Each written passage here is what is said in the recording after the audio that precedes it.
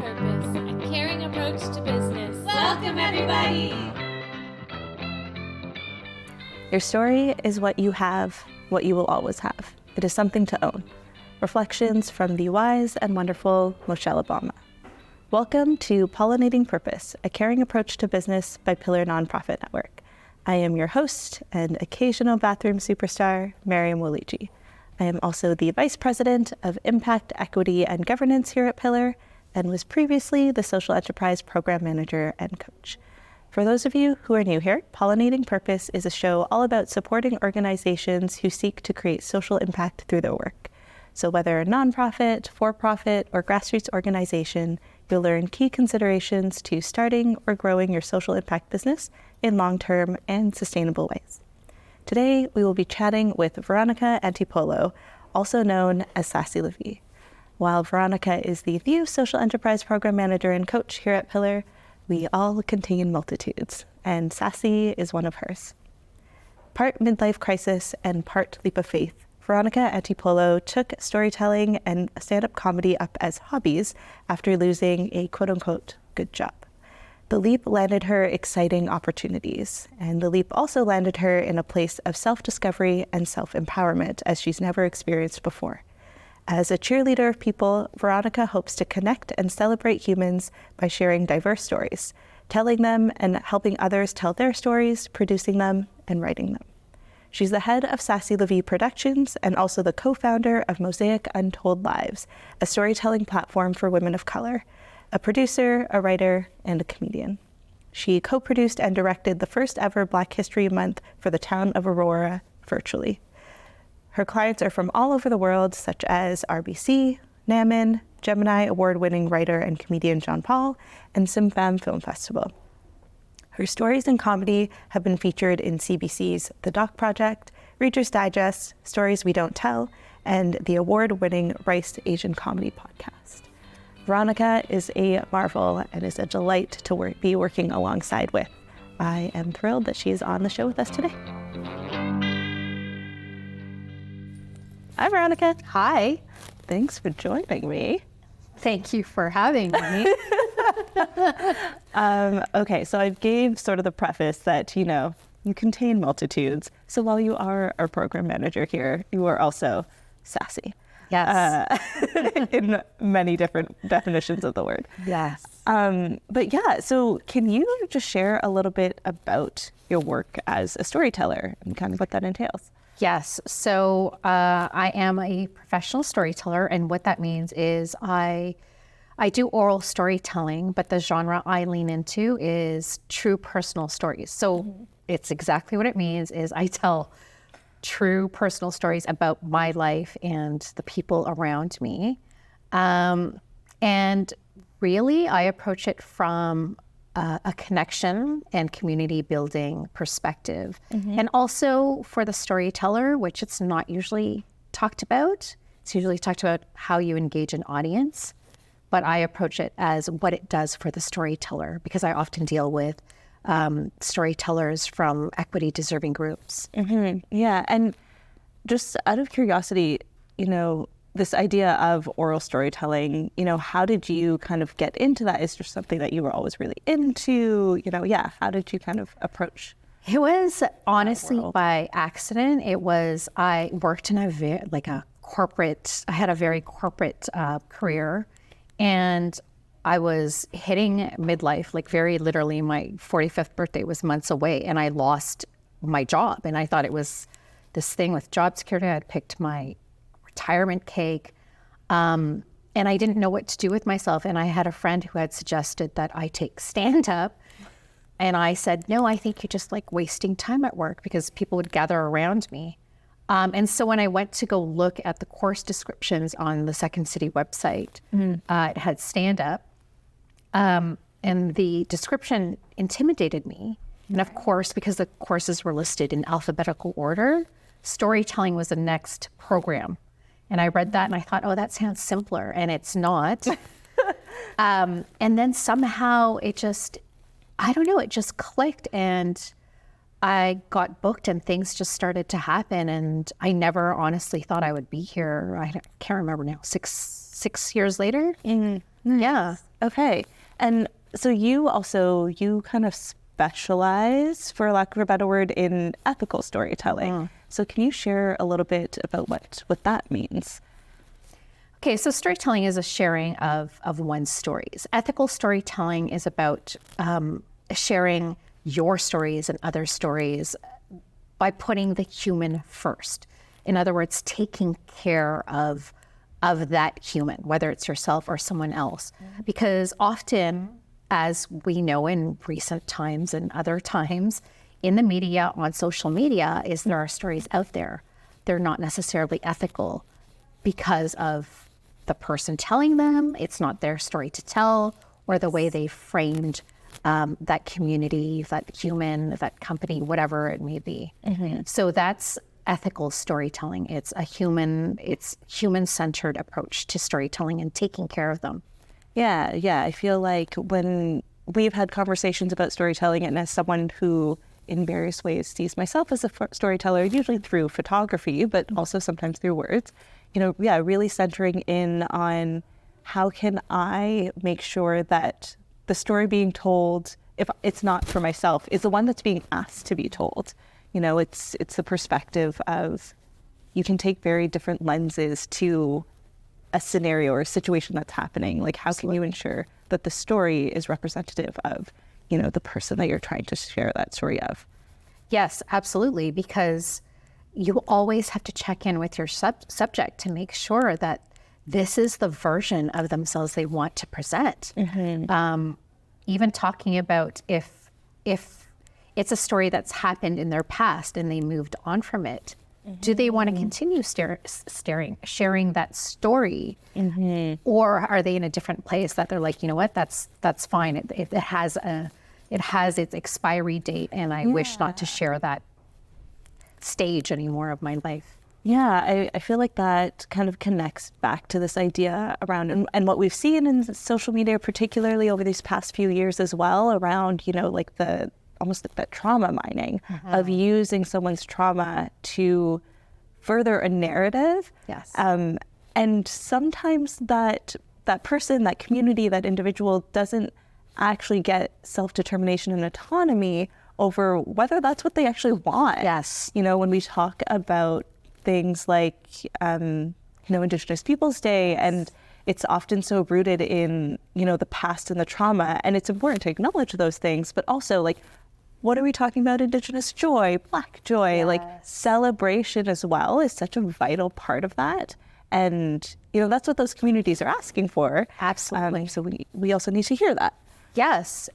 Human-centered means taking all our intersectionalities in our identity and presenting them that way also. Because, yes, you're right, there's this trauma mining.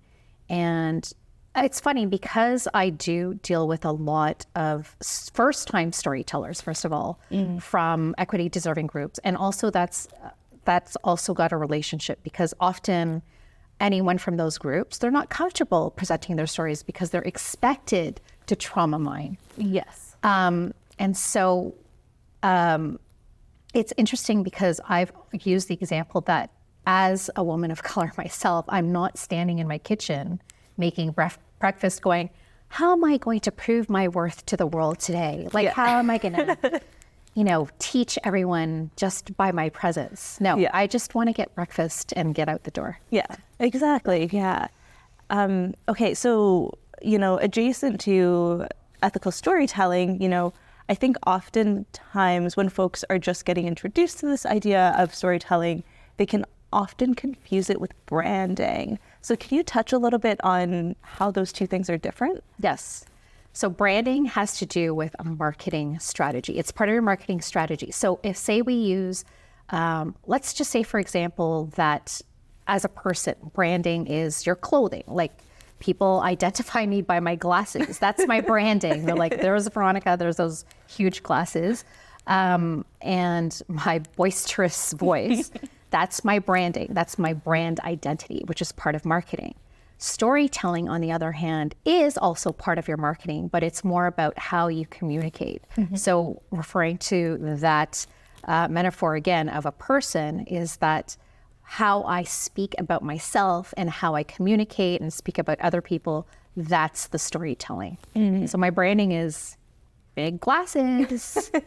I see you. Yeah. That's how you identify me. Storytelling is about how I communicate. Yeah. Okay. Beautiful. And so, you mentioned that you work with a lot of first-time storytellers, particularly from, equity-deserving communities and things like that. How does ethical storytelling connect to the work of a social entrepreneur? Whether it is they themselves are the entrepreneur and they're the ones telling their own story, or they're telling the story on behalf of the communities that they're trying to support through their work. It's funny because it's very much connected to social entrepreneurship, whether anyone realizes it or not, because the nature of a social entrepreneur is not just filling a gap in the market. Social entrepreneurs, I find, are always very much attached, and they should be attached to the values of why they've even started that business in the first place, which often comes from their lived experience or someone close to them. So ethical storytelling may naturally happen anyhow. However, the relationship between ethical storytelling and being a social entrepreneur is that in communicating what your brand is about, you're communicating what your values are, because your values are the heart of why you're actually selling that product or service or doing what you do. So ethical storytelling is one of the key ways of communicating through a marketing strategy to convey to people, these are my values. Do you resonate with them? Right. Okay. Yeah. And then, it's like that specific piece around, you're so often, social entrepreneurship is so often that human-centered element. Like that is a core tenet of that work. So it extends to the storytelling piece. It extends to, that core foundational value of putting the people first, like putting the human first, in all that sort of. Yes, definitely. It's always about the community, the humans that you're involved with, that you're trying to help, that you're trying to make a positive impact for. And then on a similar vein, how can storytelling promote social change? There's actually a very scientific thing, which I mean, we could go that route, or I could tell you just in general. I think the scientific part's interesting. Let me touch on that first. So when you're sharing a story with someone, with an audience, you're touching on three types of empathy. So there's cognitive empathy, which is like, so if someone falls down and hurts themselves, as the audience, you recognize, okay, that must hurt, because you've probably fallen in skin journey as well. And then now I'm forgetting. Then there's the other type of empathy, which of course I'm forgetting right now, where you understand how they feel. So if they've fallen and they say ouch, or they cry out in pain, you understand. That's more compassionate empathy. And then what those two things lead to is you want someone to be able to act on that empathy. Right. That's what that all leads to. And so that's where the social change happens. In sharing your story, yes, people might not have exactly the same experience, but their understanding of what you've gone through, they have that at least. And if you tell it effectively, then they go, you know what?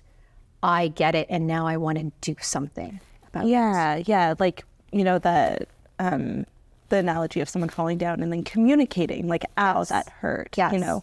By being able to hear the stories of other people, you build that, you might not be able to intrinsically understand, but you have a better sense of what does it feel like to have navigated that? And you can build those connections to your own lived experience, right? Yes. And then it enables you to understand how you can take action, rather than that feeling of like helplessness and hopelessness that can sometimes come from being like, this is an awful thing that's happening and I have no idea what to do about it.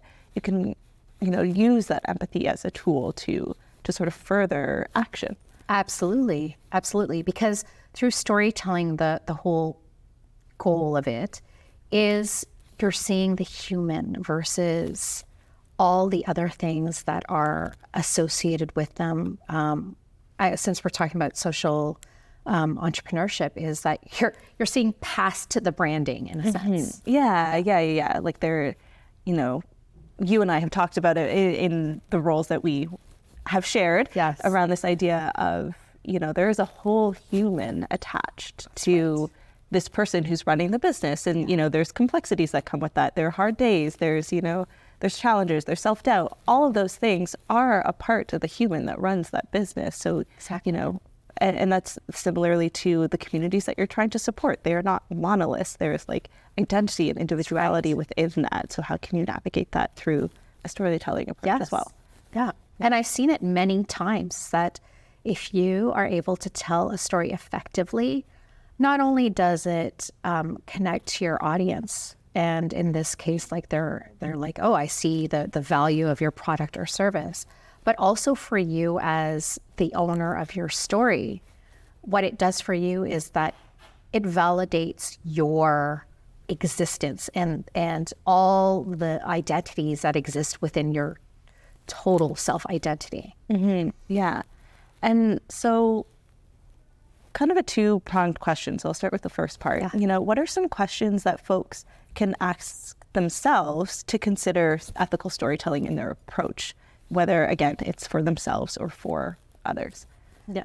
The very first question, which should lead everything, is how am I caring for this person? So I always say, if put a name, like take that brand persona exercise where you're figuring out who your audience is, what are their values? Give them names, give them faces. Mm-hmm. That way it's easier to sort of in your mind trick yourself into saying these are actual people. Well, and they are actual people. Yeah. But now you're able to say, like, you name them Nancy and Pat, whatever. But you're saying, how do I care for them? That's the number one thing. Second is to be clear as kind. I know we've said that a few times. It's my favorite. Yeah. But transparency is kind. But not transparent to just your audience, but also be transparent about the community that you're trying to serve. Not about them, but be transparent with them about what you're doing. For two things, is because you don't want them to be surprised by what you're offering on their behalf, because maybe you're not offering something that they want offered. Exactly. So it's a way of checking in with them, and also always check in to say, is this okay? Is this okay? That's the second part. And then third, in terms of ethical storytelling, is, are you the right person to tell that story? Yeah. Those are the top three things, I would say. Yeah, because I think that you can often come to a place of, and it's complex, particularly when it comes to ethical storytelling, because people want to use their positionality and power in a good way. And so they want to be able to share stories of people that they either have witnessed or have the sense of their stories aren't being represented enough, right?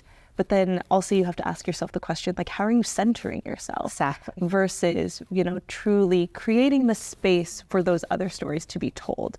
And I think that's an element of ethical storytelling as well, right? That's the key part. Yeah. Is that there's always an imbalance of power. There's always some kind of power thing going on. So if you are the one who has the power in the power dynamic, you're the one who has the power, the privilege, you're providing the platform. There's something I say is that you're giving them the mic. You're not speaking into the mic. Yeah. I think it comes back to that idea of, taking it a little bit further back, like the idea of leadership, right? And the dance of leadership. So, leading isn't always being the one in the front. It can actually be like, might be walking beside, or also you can be like behind and you're just offering that backbone support, whatever it might be, but you don't always have to be the one kind of leading the way.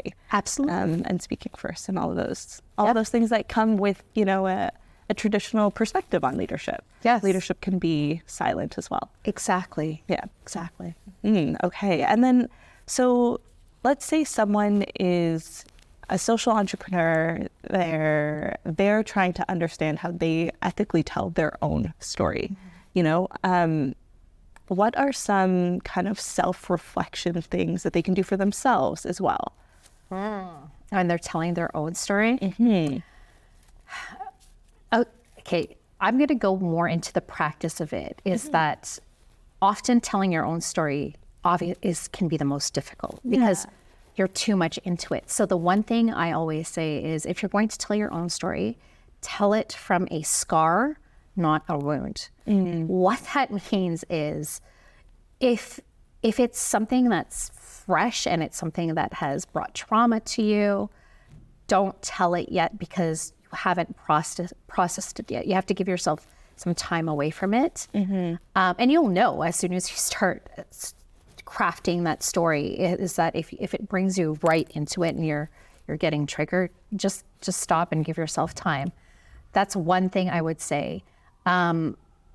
Because people won't be able, especially when you're dealing with trying to align your values and seeing who aligns with them, people will get distracted by you. They can tell you're still processing it.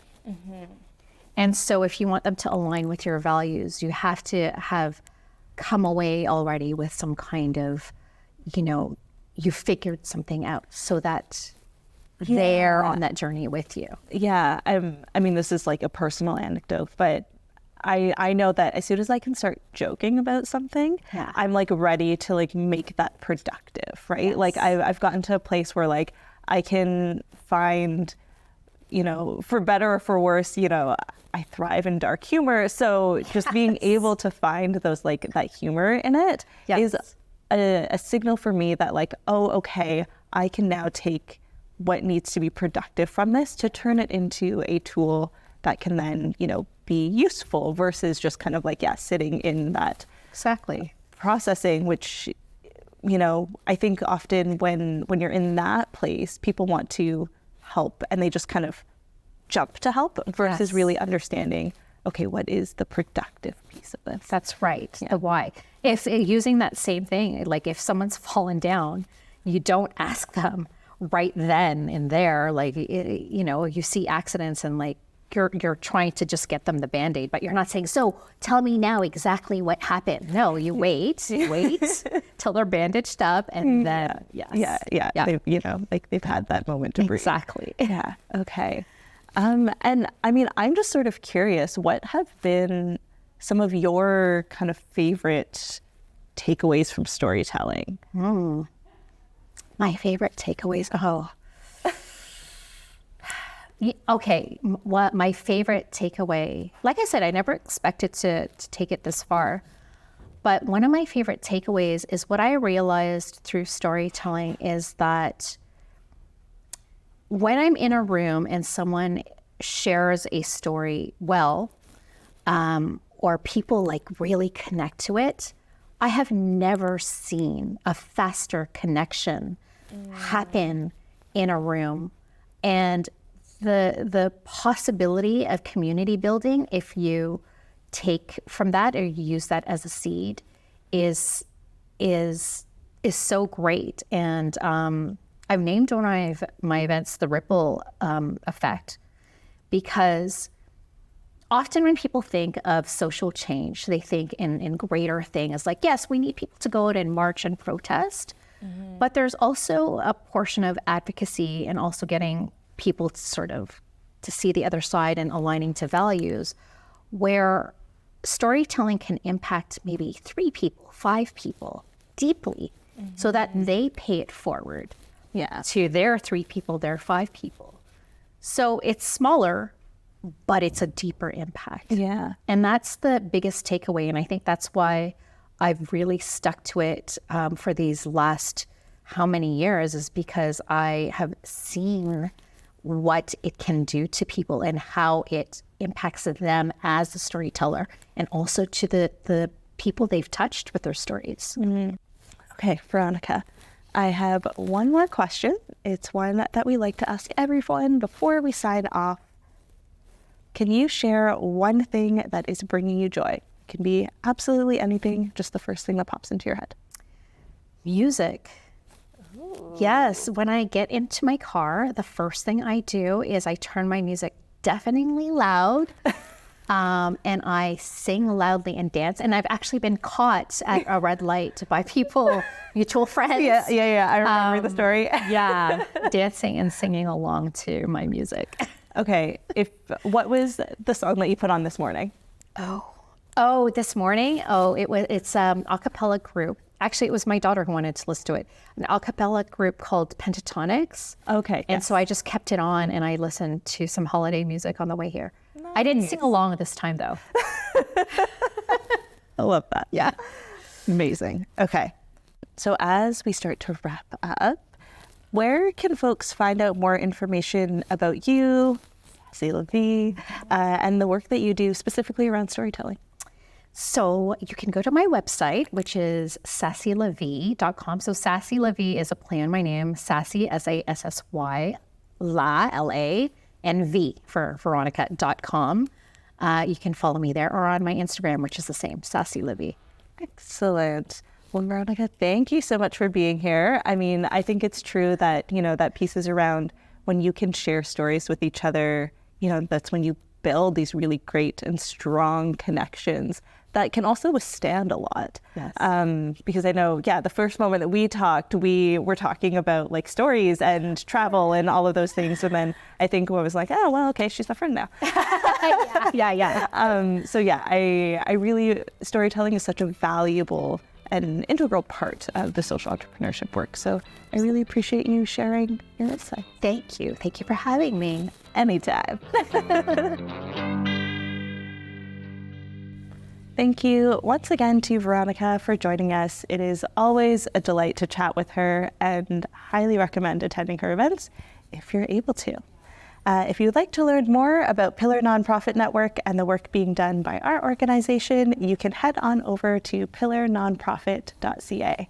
There you can find out more information on our social enterprise programming and find out details on how we can support your organization and the impact work that you're doing. If you're curious about Veronica's personal work or in attending any of those events, head on over to sassylavie.com. So that is SASSLAV.com.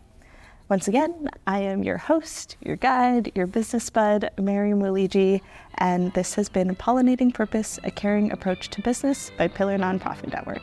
Thanks for joining along for the ride. Glad that you're here.